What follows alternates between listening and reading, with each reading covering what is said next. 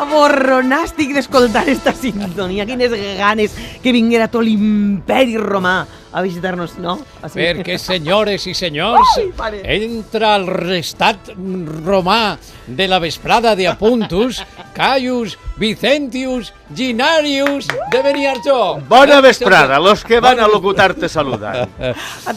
Que ganes tenien que tornar a sa Moltes casa. ganes. Sí, jo Vicent. també tenia moltes ganes de vindre. M'he estat ahí en reposo absolut per el No, tema. per una qüestió de salut. Una qüestió de salut, tampoc greu, simplement una operació de catarates, però te diuen que no te mogues, que no sé quant, i pues, ja hi hem estat que no podíem vindre. O sigui, que ara ens veus totes les arrugues. Ara vos veig tot sense filtros. De fet, ara fa els guions en Dina 8 només. Enia, que heu vist jo, ja veuràs tu, esta de la intel·ligència artificial mos llevarà a la feina. 14. Calla. Bueno, anem a veure. Sempre comencem per Roma, no sé on ens Sempre, portaràs, sempre. però Roma ens arranca sempre la secció. Però A avui, veure. a més, en doble xec, ¿vale? Perquè el tema d'avui està molt relacionat. Primer, per un dels seus protagonistes, perquè avui parlarem del tsar de Rússia, especificant que és de Rússia perquè tsar n'hi ha en Rússia, n'hi havia en Bulgària i n'hi havia en Sèrbia. De fet, Simeó II de Bulgària és l'últim tsar que n'hi ha, val? I va ser rei entre el 43 i el 46 del segle XX. I n'acabem, va ser no va ser Sí, president? després va ser president de Bulgària. Ja en època coses rares fan democràtica. els búlgaros a part del iogurt, mira tu. I este era tsar? Mira Que quines este era tsar. I perquè tsar vol dir emperador, però no qualsevol emperador, no qualsevol. Un emperador és l'hereu directe de l'imperi bizantí, que es va acabar en 1456. Aleshores, tant els russos com els búlgars com els serbis es disputaven heretar eixe títol, que tsar no vol dir altra cosa que Cèsar. És la eslavització de la paraula Cèsar. I d'ahir que l'imperi romà era l'inici de tota la contalla. Però espérate, vaig a donar un dato ja que estem així. Cèsar en llatí es diu Caesar. Sí. No es diu Cèsar, es diu Caesar. Caesar és l'arrel de la paraula Kaiser, que també vol dir emperador, però en aquest cas en Alemanya. Pim-pam! I en Beniarjó diríem de la pata al maig. La pata al maig. Beniarjó és el califat independent de la Safor. Això és la Xina. I després hi ha un altre motiu per el qual el doble xec, que vos dic que n'hi ha un doble xec, l'altre motiu és que avui, 6 de gener de 2025, Ui, 6 de gener? Ui, 6 de gener.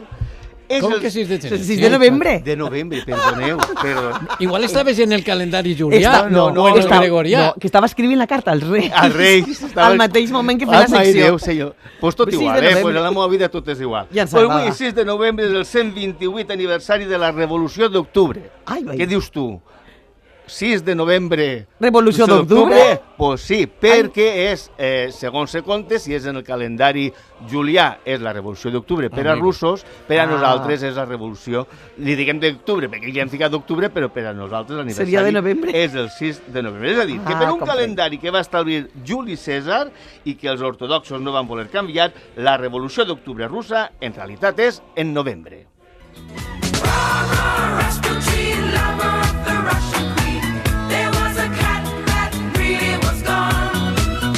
Bueno, este també el convidarem. A Rasputin el convidarem, home. Claro. Si es penseu que anem a parlar de Rasputin, avui no anem a parlar de Rasputin. Per què? Ai, mira, Perquè Rasputin, entre una cosa i altra que contarem avui, és quan va tindre el seu prime, que diuen els joves ara, però en els moments que contarem avui no tenia prime. Entonces, lo de Boniem és perquè te mola. És que me mola mogolló Boniem i la música disco. Viva la música disco. Vale, està bien la cosa de l'octubre i del I novembre. per què la pregunta és, i per què la Revolució d'Octubre? Per què? Per què se va fer aquesta Per què no revolució? diguem Revolució Russa? Ai, és Pues veritat. perquè n'hi va haver una en febrer.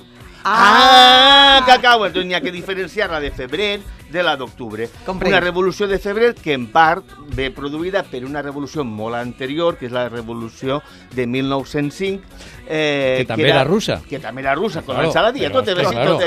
L'ensaladilla que porta Carlota, que era ella, pues, un poc de tot. La del 1905 és la que va començar tot. Va ser una revolució, una revolta, més que revolució, per la qual el tsar de Rússia va otorgar a Rússia un parlament. Una cosa que n'hi ha que tindre clara abans de començar tot això. Rússia, en 1905, era una monarquia absoluta, com la francesa del segle XIX. O sea, una monarquia donde el rey hacía Lo que le salía del Nardi. Exacte, tal qual. Val? Val. I aleshores, en 1905, arran d'aquesta revolució, se establirà un parlament en el país. I això serà un problema, lo de la monarquia absoluta, per dues raons. La primera és perquè Rússia... Home, ja d'entrar en una monarquia absoluta és Ja, un problema ja. en si mateix. En si mateix, Però, clar. sí, Però sí. la situació allí se veu que estava malament del Claro, tot. però primera perquè mentre Rússia era un país agrícola, els llauraors, els agricultors, estaven cada un en la seva finca, pues no sí, la d'allà, pues no n'hi havia un problema. El problema és quan el tsar mateixa se fa l'araquiri i s'encabota en industrialitzar el país. I comença a promoure fàbriques en Petrograd, en Sant Petersburg, Petrograd o en Moscou. Aleshores, clar, els agricultors és fàcil d'escampar, però els obrers no. Comencen a juntar-se i a sindicar-se. I entenc. en 1905 el que passarà és que hi ha una guerra contra el Japó, la va declarar el Japó, la cosa va molt mal per a russos, els japonesos es peguen, vamos, per tots els costats, Ai, mare. de fet es queden sense marina i allò provoca fram, provoca una crisi supergreu que fa que la gent se revolte i que l'emperador al final diga, pues va, anem a crear un parlament. Fem un parlament, Fem un parlament. me vais No voleu votar? Sí, no, votar de no. votar no. Parlament ja. El parlament ja. Allò.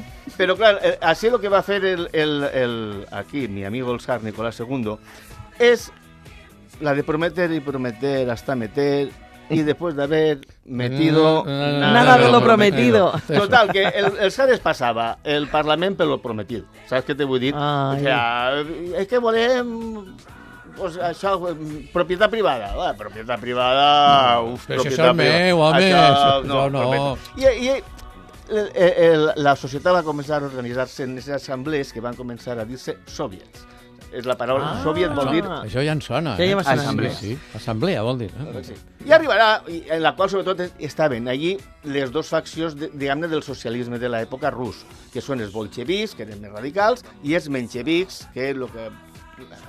Bueno, eren tan la radicals, diferència o què? entre Sumar i poder entre Sumar i el PSOE, pues això més o menys seria, vale? Bolxevic és més més d'esquerra, Sumar, més i l'altre, més pues, comunista, més- diguem, exacte. i els altres més Sí. burguesia. Sí, un poquito- vamos a aceptar la democràcia i el sistema liberal i tot això. Per entendre, molt bé. Total, arriba l'1 d'octubre de 1900... L'agost, perdó. Estic en els mesos avui. En els mesos. Estic Què en te els passa? mesos, estic en els mesos.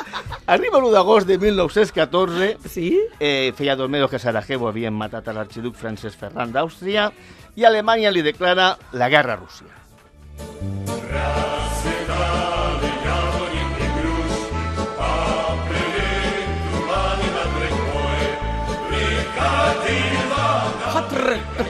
Katiuska. Katiuska. Spoiler, no va ser cap sorpresa que els russos ja estaven d'ahir, tot en la frontera, disposats a rebre a Alemanya. Era una guerra, la Primera Guerra Mundial, devo dir, era una guerra que tot el món volia. Esperable.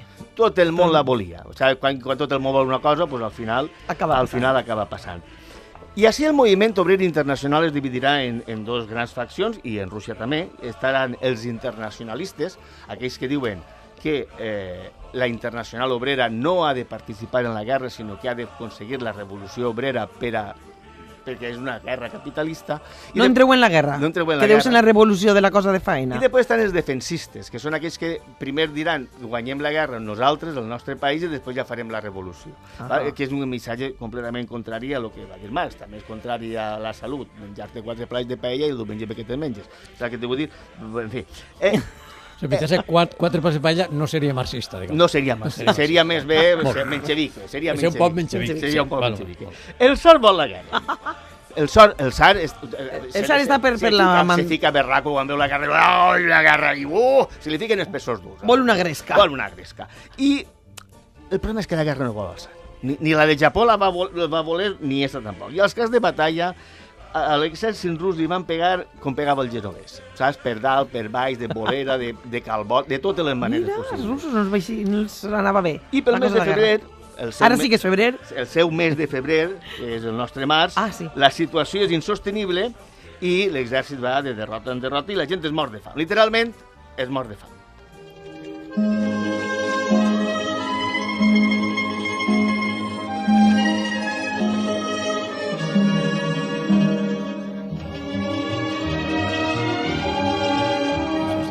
guapet, El tema de Tara. Quina Este tema és selecció, genial. Omar Sharif. Sí, pues esta el doctor és Zivago. la revolució que diu el doctor Zivago, la revolució de febrer, això que fan una manifestació, que fan una Per massacre. això van en abrics tant d'això que fa molt de fred en febrer. Ne fa sí, Febrer en Petrogrado, imagina la que cau. Mireu si la fam en febrer, en esta revolució, era un problema. Sí. Que mentre, recordeu, la revolució francesa era egalité, fraternité, liberté, Sí, i si pot... Llibertat, fraternitat... Mentira, que és mentira, això s'ho van inventar després. En realitat era liberté, propieté, egalité. És a dir, el que volien els burgesos francesos era la propietat, poder comprar terres, no els donava igual la fraternitat, el que passa que després pues, queda xuli. Queda millor Queda que xuli. propietat privé. Exacte. Claro, era per l'eslògan més apanyat. Clar.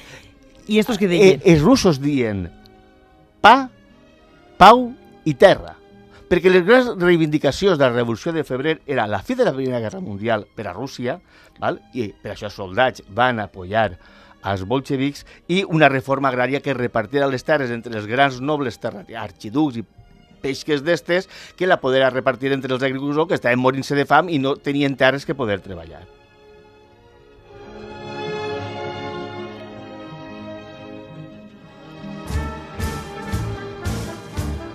El resultat d'esta revolució de febrer serà la... Ui! En rus? En rus, és en rus. Que rar, perquè has buscat tot el banda sonora. En rus, però és que jo parlo un rus perfecte. Parlo rus, jo també tinc bon accent en rus. Un rus de Sebastopol. No, vull dir, és que la cançó realment ve d'ahir. I després li van canviar la lletra i la vam adaptar a les barricades, a les barricades. Si algú no l'havia reconegut. El resultat serà l'abdicació del tsar. El tsar deixarà de ser tsar, i això, que per una bobà, és un xoc superfort per als russos, perquè el tsar no és la màxima autoritat de l'estat rus. No és igual que quan sí va abdicar l'emèrit. No. Allà va ser un colp. Clar, però si l'emèrit va quedar és el cap de l'estat i dius, bueno, sense cap ja anirà la cua, saps? Ja estava major i això. Però el tsar és cap de l'estat, és cap de l'exèrcit i és cap de l'església. Era com un tot És tot un revolutum. De l'església, clar, con la reina... Con la reina anglesa, exacte, sí. Aleshores jo va ser un colp. I això també suposarà la tornada a Rússia de Vladimir Ilich Ulyanov, el principal ideòleg de tot el tema bolxevic, que té un pseudònim revolucionari que tot el món coneix, que és Lenin. Lenin va ficar el pseudònim en 1901 perquè no el pillaren. Això en els pobles és per reconèixer a la gent, però Lenin era perquè no el pillaren. No, Lenin, però usted no serà Vladimiro. Tu eres el Pepito de la botiguera. Tens tota la careta de Ilich Ulyanov. ¿Tú de qui eres? No, jo Lenin. En aquesta tornada de Lenin a Rússia, després de la Revolució de Febrer, va tindre molta a veure Alemanya, que estava en guerra en Rússia, i van dir, home, pues si portem este allí, que no vol guerra, igual va allí i dinamita per baix i mos ho fa fàcil. El problema serà que tant el govern com el Parlament estan controlats pels socialistes menxevics, els moderats, i pels burgesos, que se'ls coneix com el nom de cadets. Val? Els bolxevics es passava un poc com a Kamala Harris. Guanyaven en les ciutats, però en el camp, pues no. I ni els menxevics ni els cadets tenien ninguna intenció d'acabar amb la guerra ni de repartir les terres. Això era així. O sigui, que la guerra seguia, la guerra seguia, la mort seguia... Al final, que les guerres siguen per repartir trossos de terra i per fam. Sí, per fam. Clar, és que el problema... I per poder, òbviament, claro. És que un dia, si voleu, podem parlar de la Primera Guerra Mundial. Tot el món parla de la Segona com a la Gran Guerra, que sí, que va morir moltíssima gent en la Segona Guerra Mundial, molta població civil, molta gent, molts jueus. Però a mi, com a crueltat de guerra, me sembla molt més cruel la Primera Guerra Mundial. La Primera Guerra Mundial és una guerra feta per gent en el cap en el segle XIX o amb armes del segle XX. Amb armes del segle XX.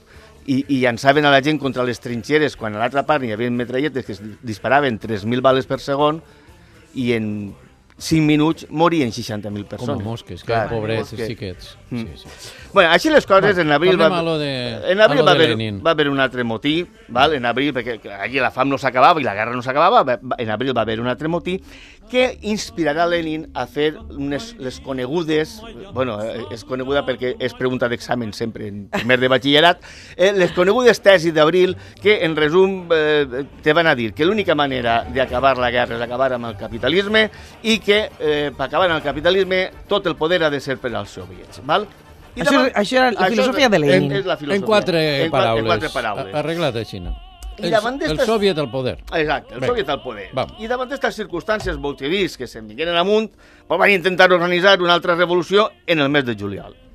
Però el que vos he dit, vull dir, anaven bé en les ciutats, anaven mal en els camps. I aleshores van perdre i els menxevics i els cadets que estaven en el govern es van donar per tots els Però costats. tampoc m'encaixa, perquè si els bolxevics venien venien dels llauradors i venien dels camperols i venien d'això del camp i no triomfaven en el camp. La força agrària, agrícola, camperola, sempre ha sigut una força conservadora. I això podem parlar una vegada... En els Estats Units també, clar. Claro, en els Estats Units també. En la guerra quan s'estableix en Espanya un sistema liberal en 1812 la Constitució, és que estan en contra d'aquesta nova Constitució, a part del clero i dels nobles, és l'Església, és la gent del camp. Ja veus. Aquí són els obrers els que portàvem la idea revolucionària. Quasi, després de juliol, s'empresona milers de treballadors, se restaura la pena de mort que s'havia llevat en la Revolució de Febrer, els sectors monàrquics comencen una contrarrevolució en algunes zones del país, recordem que el Tsar ahir encara està viu, els generals ordenen afusellar a soldats que se rebel·len en el front i que no vulguin anar a la guerra, l'afusellen sense lluir. Els mateixos? Sí. Trotsky, que és el gran executor dels moviments revolucionaris, anirà a presó, i Lenin, que és l'ideòleg,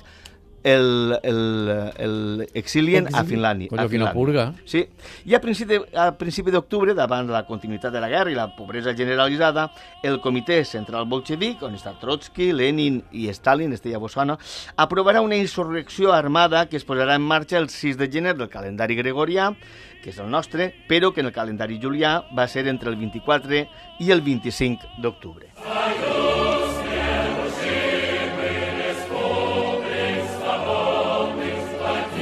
Tornem a lo que anàvem, que era revolució d'octubre. Entre les revolucions i les guerres del món, mare meua, quina sangria, per favor. Desastre. Això és un himne. A veure.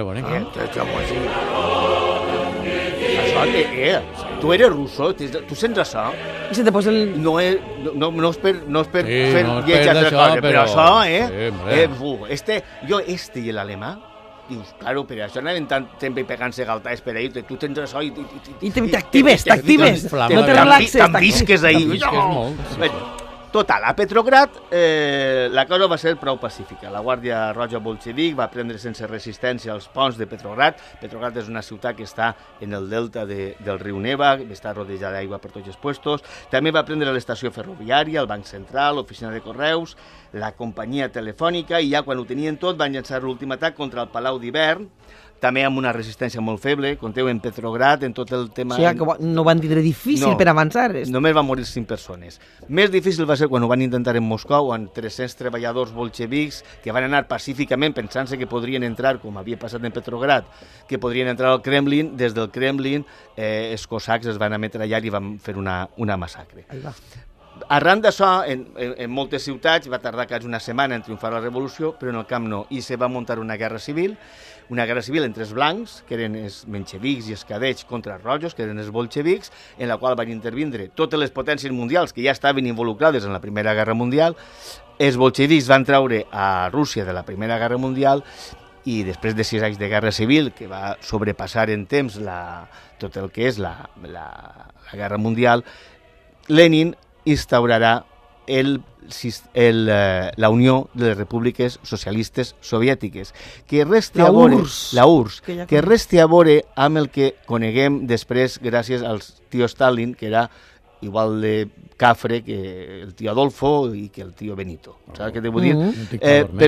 Però de fet, Lenin, que creu en l'autodeterminació dels pobles i en la independència de les repúbliques soviètiques, el primer que dirà és qui no vulgui estar que no estiga. I ahir serà quan s'independitzaran Lituània, Estònia, Letònia per primera vegada, i Finlàndia.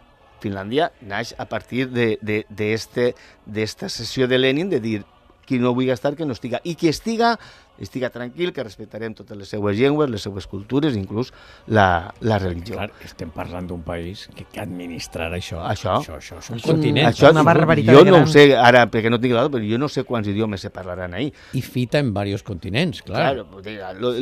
Rússia és un continent en si mateix. Sí, és un continent. És enorme. Fixeu-se, hi ha una anècdota que no és certa, però el dit de Stalin, El dit de Stalin és una anècdota que se conta El dit. molt.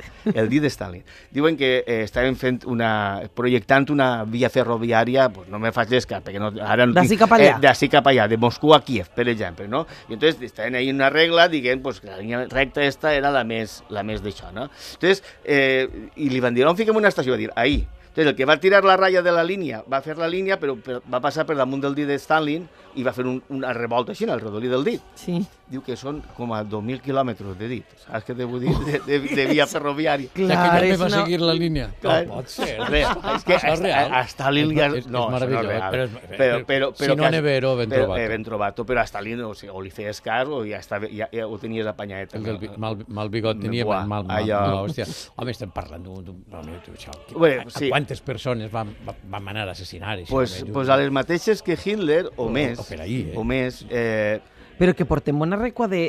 Tot allò que estàs contant-nos ha sigut tota hora guerres i revoltes. Sí, sí, O sigui, els morts... els inicis del segle XX... L'ésser humà...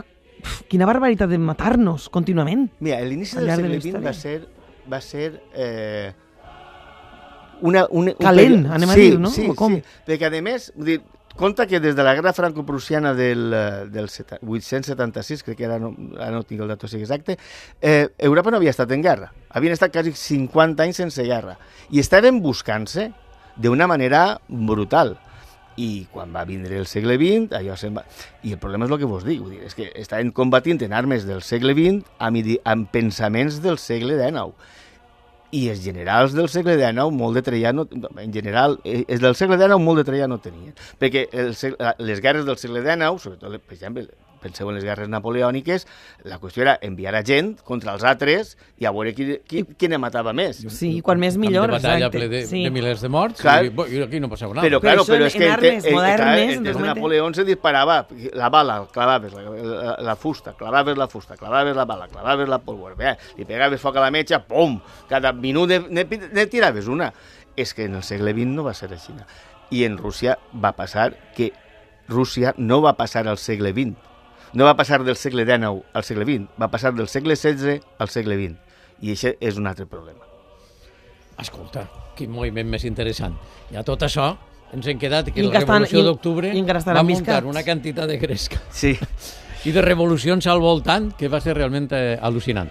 Pues gràcies, Vicent, per portar-nos este trosset de la història i fer-nos recordar alguna classe d'història. Esta, La de George Dan. La de George Dan, Otra vez el líder no ha llegado. Fica una miqueta d'humor. Això és car de verbena, però ja... Sabeu que l'últim Això ho dia, hem fet en carinyo per a despedir-te en alegria, Sí. com tu te mereixes. l'últim dia que vaig vindre així vaig dir, me'n vaig a Tarragona, se'n recordeu? Sí. Pues en Tarragona, Sí. xisme, en Tarragona eren festes d'un barri i m'ho va pillar la verbena allí. Sabeu quina... Casualment. Sí, no, casualment. Sabeu quina cançó és el top one de que la gent es tornava loca? I nosaltres, clar, érem 15 valencians allí també. Amparito Roca.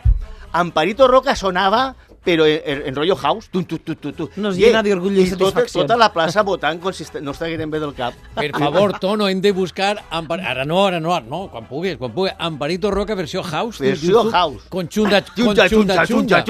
Sí, per favor, i canviem la sintonia del programa si és precís. Eterno admirador de Amparito Roca. Hombre, Hombre, vas quin a parar. pas doble, per l'amor Tu de Déu. deseo son órdenes. Mira, No m'ho puc creure. esta era. ¡Oe! Anem a les notícies. Que com hem acabat de la Revolució d'Octubre així, No. hay que verlo, hay que vivirlo. Gràcies, Ginares. Hasta la setmana que ve. Notícies i tornem. Una veïna ben distingida, atenta a tots els nostres moviments. Però abans de que La vesprada d'Apunt.